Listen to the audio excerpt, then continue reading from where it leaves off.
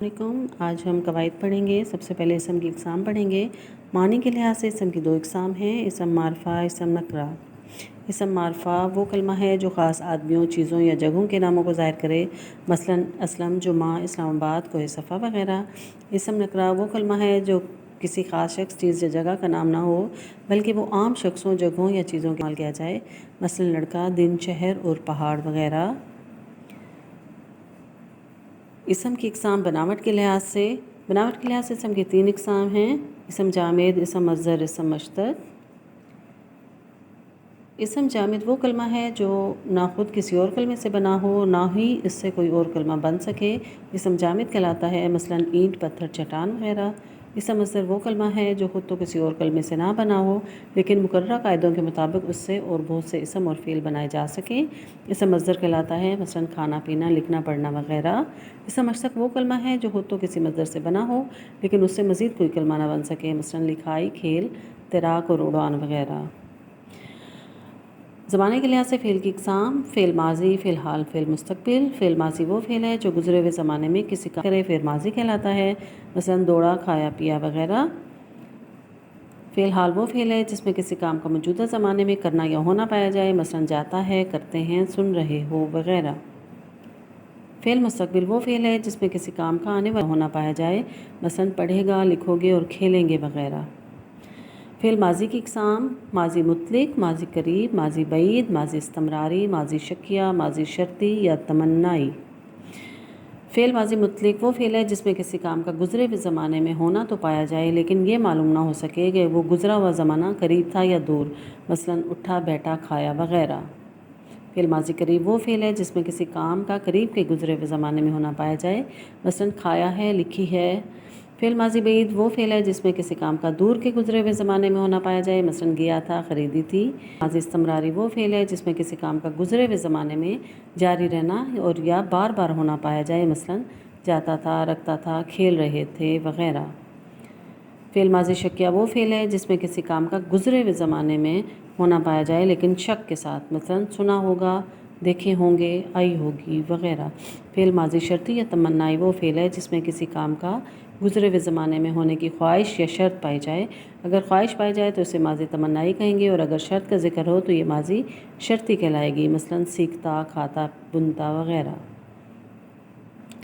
فعل وہ کلمہ ہے جس میں کسی کام کا کرنا، ہونا یا سہنا بھی پایا جائے اور اس سے ماضی، حال یا مستقبل میں سے کوئی زمانہ بھی پایا جائے، مثلا کرتا ہے، لکھا اور پڑھے گا وغیرہ۔ فاعل وہ کلمہ ہے جو کسی کام کے کرنے والے کو ظاہر کرے، مثلا اسلم نے سیب کھایا میں اسلم فاعل ہے۔ مفعول وہ کلمہ ہے جو اس شخص یا چیز کو ظاہر کرے جس پر کام واقع ہو، مثلا اسلم نے سیب کھایا میں سیب مفعول ہے۔ بسم اللہ الرحمن الرحیم، السلام علیکم۔ آج ہم قواعد پڑھیں گے۔ سب سے پہلے ہم اسم کی اقسام پڑھیں گے۔ جیسا کہ آپ کو معلوم ہے، اسم کسی شخص، چیز یا جگہ کے نام کو کہتے ہیں۔ آج ہم پڑھیں گے بناوٹ کے لحاظ سے اسم کی اقسام، یعنی کہ اسم کس طرح سے بنتے ہیں۔ بناوٹ کے لحاظ سے اسم کی تین اقسام ہیں، اسم جامد، اسم مصدر، اسم مشتق۔ اسم جامد، جیسے کہ یہ نام سے ہی ظاہر ہے کہ جامد کا مطلب جمع ہوا، وہ کلمہ جو نہ خود کسی اور کلمے سے بنا ہو، نہ ہی اس سے کوئی اور کلمہ بن سکے، اسم جامد کہلاتا ہے، مثلا اینٹ، پتھر، چٹان وغیرہ۔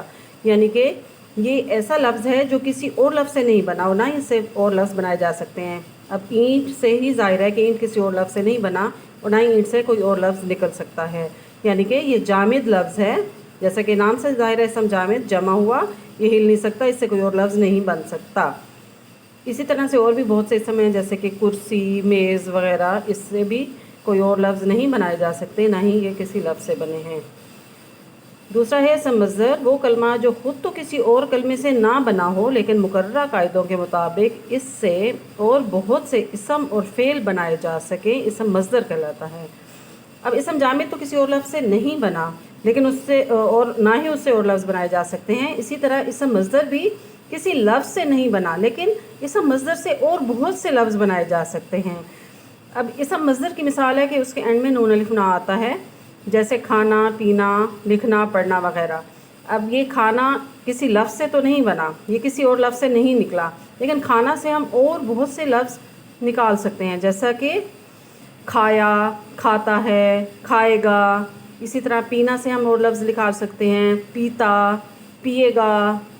لکھنا سے لکھائی، لکھتا ہے. پڑھنا سے پڑھائی، پڑھتا ہے وغیرہ اور بہت سے لفظ لکھ سکتے ہیں.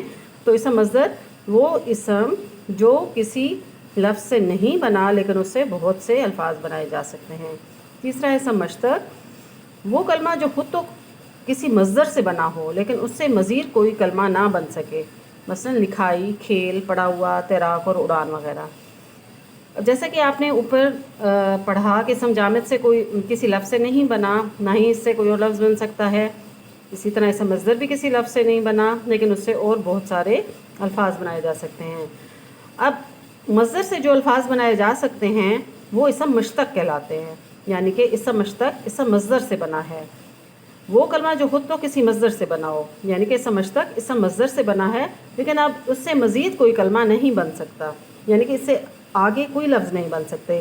اب جیسے لکھنا سے لکھائی تو بنا ہے لیکن آگے لکھائی سے اور لفظ نہیں نکل سکتے. اسی طرح سے کھیل، کھیلنا سے نکلا ہے، کھیلنا مصدر ہے، اس سے کھیل نکلا ہے لفظ. اسی طرح سے پڑھنا مصدر ہے، اس سے پڑھا ہوا نکلا ہے. تیرنا مصدر ہے، اس سے تیراک نکلا ہے. اڑنا مصدر ہے، اس سے اڑان نکلا ہے. تو ایسے اسم جو اسم مصدر سے بنے ہوں وہ اسم مشتق کہلاتے ہیں. جی بیٹا، پہلے ہم نے پڑھا ہے اسم کی اقسام بناوٹ کے لحاظ سے، یعنی کہ اسم کس طرح سے بنتا ہے. اب ہم پڑھیں گے اسم کی اقسام معنی کے لحاظ سے، یعنی کہ اس کے مطلب کے لحاظ سے اسم کتنے قسمیں ہیں اسم کی. تو معنی کے لحاظ سے اسم کی 2 قسمیں ہیں، اسم معرفہ اور اسم نقلہ.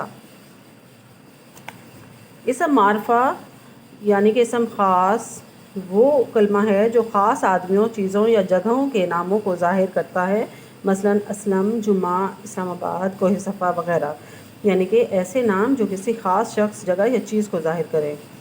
اسم نکرہ یا اسم عام وہ کلمہ ہے جو کسی خاص شخص، چیز یا جگہ کا نام نہ ہو بلکہ وہ عام شخص، چیزوں یا جگہوں کے لیے استعمال کیا جائے، مثلا لڑکا، دن، شہر اور پہاڑ وغیرہ. یعنی کہ ہم کسی بھی لڑکے کو لڑکا کہہ سکتے ہیں، وہ کسی مخصوص لڑکے کا نام نہیں ہے. اسی طرح سے شہر، ہم ملتان کو بھی شہر کہہ سکتے ہیں، کراچی کو بھی شہر کہہ سکتے ہیں، اسلام آباد کو بھی شہر کہہ سکتے ہیں،